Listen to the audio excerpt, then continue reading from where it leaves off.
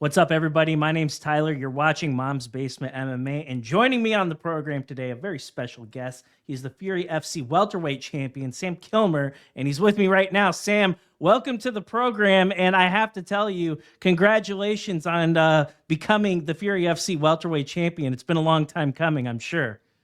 Thank you, bro. Yeah, it's been a long time coming, man. Dream come true. Definitely. Sam, it was an incredible performance, but before we get into that part, I've been following your MMA career for several years, and you're making it look easy right now. You're fighting like the best guys on the regional scene right now, but like this level of success, you weren't always hitting. You had to come up, you had to dig out of the trenches to this point, and you've experienced the highs and lows of the fight game throughout your career. Can you tell me a little bit, just like, what has this like journey over the past couple years been like for you? Big ups and downs, and it's been quick. Like it's honestly been like I've only been a pro. Everything's kind of happened back to back to back, and I've only been a pro now for like three and a half years. So it was good to take time off. I took time off, and taking time off really like helped me fix like a lot of things, fix a lot of holes, and mentally like just reset. Those things help definitely. You go through like a slump, right? And like when you're winning and doing good in the fight game, everyone's like, "Oh my God, Sam Kilmer, this guy is gonna be like the next Khabib. He's gonna be the next big thing that's gonna show up in the UFC." A few fights don't go your way, and then people are so quick to pile off. Oh, this guy's like limited. He's just a wrestler. He'll never really amount to anything. When you're at like your lowest of the low point, what was the key to making the comeback? Self-belief. I always believed in myself, and it was just about accepting losses and getting back to the drawing board. It wasn't that I didn't have the ability to win. It was just I hadn't developed enough as a martial artist, and I was cutting myself short. And sometimes you need losses to learn. Sam, for somebody like you, I know you're a young dude, and I know you're like just starting off in your MMA career, but also at the same time, you're a fighter with a ton of knowledge. Most fighters that I know, they don't get to your level of MMA competition. I'm sure like when you go to the gym, there are a lot of people that ask you questions. You're a fountain of knowledge. If there's like a young amateur fighter out there that's maybe struggling in their amateur MMA career, maybe on a losing streak, what's some words of wisdom that you would give to somebody trying to bust out of that and maybe get to your level one day? Always focus on what you can do better. I mean, it sounds generic, but there's always something you can get better at. And it's not just about learning from losses. Every time you win a fight, there's something that you could have done better. So that's what it's all about, is just like studying and getting back to the drawing board and coming back better every time, and you can't ever it's just a fight. Like you can't ever take shit to heart. Like it's not, nothing's personal in this game. So Sam, you are an elite grappler. There's no question about it. I've seen your grappling against like some of the best guys on the regional scene. No doubt about it. You're wrestling top notch, grappling top notch. Talk to me below about the rest of your MMA game, because I feel like when it comes to striking, historically, there've probably been a lot of questions for you about your striking. Can you tell me about your abilities as a mixed martial artist? How have they evolved over the past couple of years? It's definitely been like mind blowing, like what you can add, what you can get better at. It's like my striking is definitely it's improved a lot, and just it came down to like being a little more creative and figuring out other ways to hurt people on the feet standing. And you guys haven't seen it yet, but I can't wait to show it. Like one of these days, I'm gonna get an opponent where I get to show a lot more of my striking and how much it's developed. But it's come a long way, whereas I never used to be able to hurt people on the feet standing, but now I can hurt people. So that makes a difference, to not just be able to hurt them on the ground, but on the feet standing too. I also feel like there's probably a lot of elements about your striking game and your Muay Thai that we just don't know about because you haven't really had the opportunity to demonstrate that. Do you feel that gives you like a big advantage in a way? Absolutely, absolutely. That's one of the reasons why I don't show anyone my tape. I don't post like highlights of me sparring or anything like that, because a lot of the stuff that I've been working on is just kind of new. So people don't know anything about it. My last 3 fights have just been kind of like I ran through the guy. There's not a lot for my opponents to study. You know, it's always good to just have something that that they don't know about. You know. When it comes to regional MMA, I feel like you're a breath of fresh air in so many ways. And why I say that is because there are so many people that talk about the vibe of I'll fight anybody. You, but like they get an opportunity and then, oh, I'm hurt, or oh, I can't take this. You have fought the best of the best. It hasn't always gone your way, but you've proven throughout your MMA career that you have a willingness to fight anybody. You're not afraid of anybody. You'll go out there and compete against the absolute best. And do you feel that going up against like all of these sharks on the regional scene, do you feel like you have benefited in some way by taking some of the matchups that you have in the past? Yeah, 1,000%. You know, like I can't get excited unless I'm fighting someone that's a big name that people are gonna say, oh hey, I beat this guy, and it's hard for me to get excited for a fight if it's just someone that's like a nobody.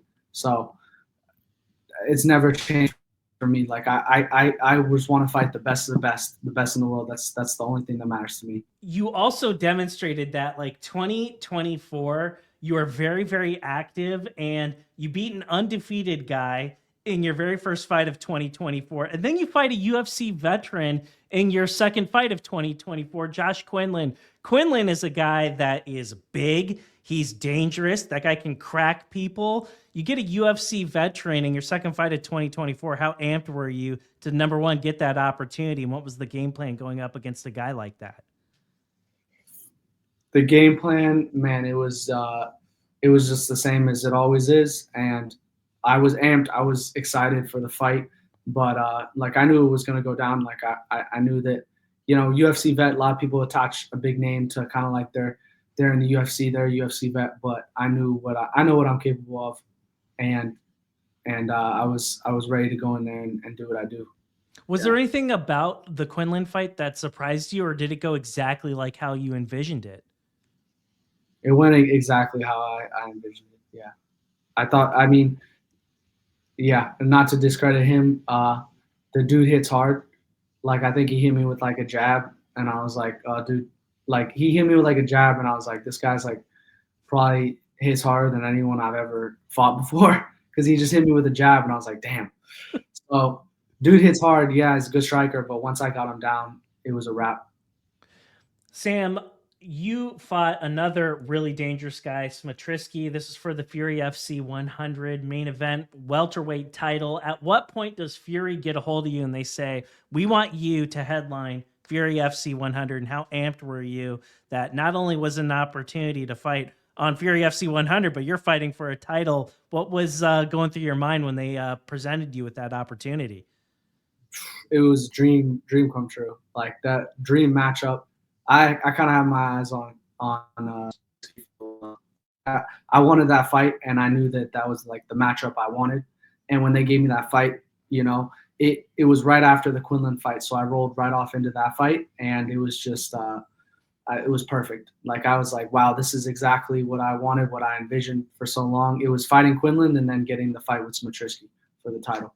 I'm not a guy that tells the public what's in my DMs, but I talked to you before that fight, and I said a couple things to you. I'm not going to say what they are verbatim on this show, but I will say that I thought you were going to win that fight. I looked at it and I was just like, I see a huge mismatch here.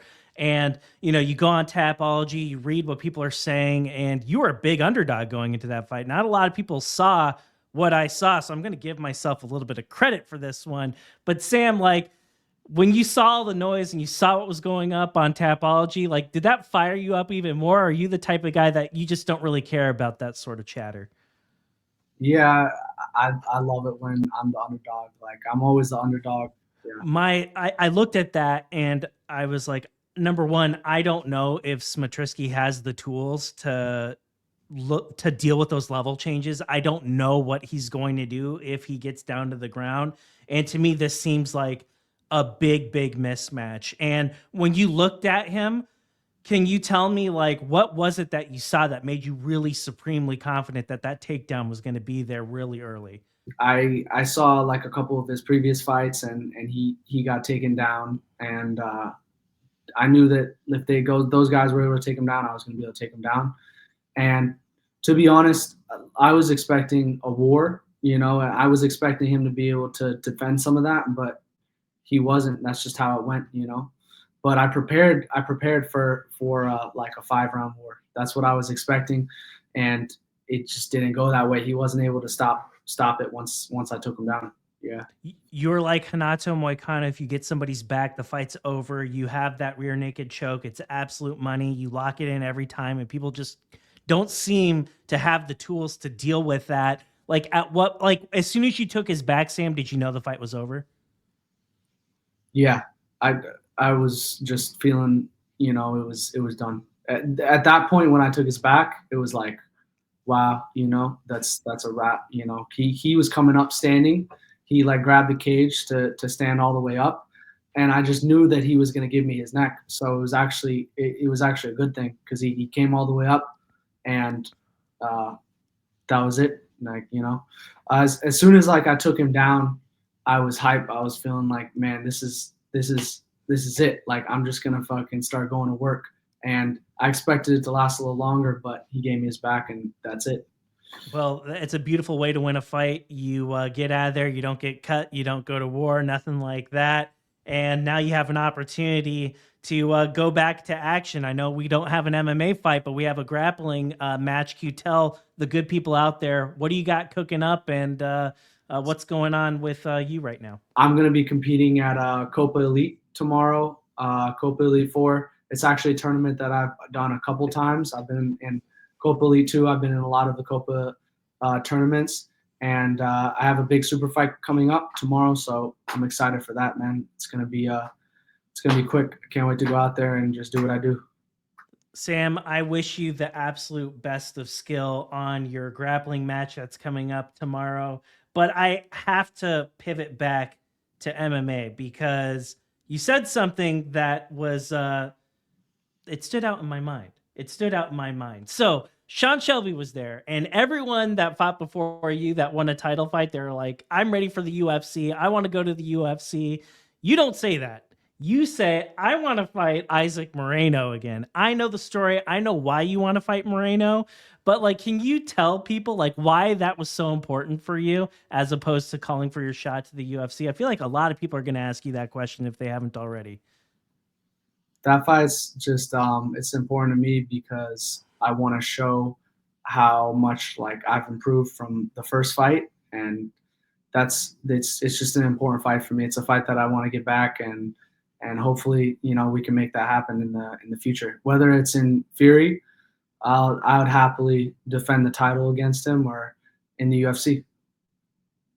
And Sam, one kind of final question for you here before I let you go. Obviously, we have a big UFC card that'll be taking place really soon, and in the main event, we got Sean Strickland going up against Dricus du Plessis. Tell me your thoughts on this fight. Who do you got winning, and why? I got it's a good fight. The last fight was close. I think Dricus is a dog, and he probably gets it done again, but it's going to be close. It's going to be another close fight, and Strickland's going to probably come in with a better game plan than last time, because he lost, and it's going to be a good fight. Yeah, it's going to be a scrap.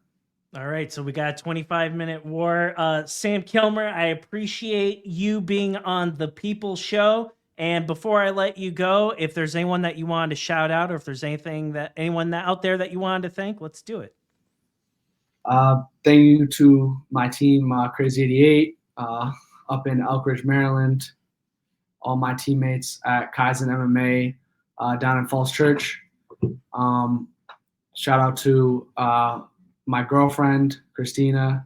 It's her birthday tomorrow, so it's going to be awesome. I get to win a jiu-jitsu match on her birthday, And yeah, thank you to everyone that supports me, all my friends and family, and my sponsors, Level Up Grappling Podcast. I was on with them last week. That should come out shortly. And yeah, thank you.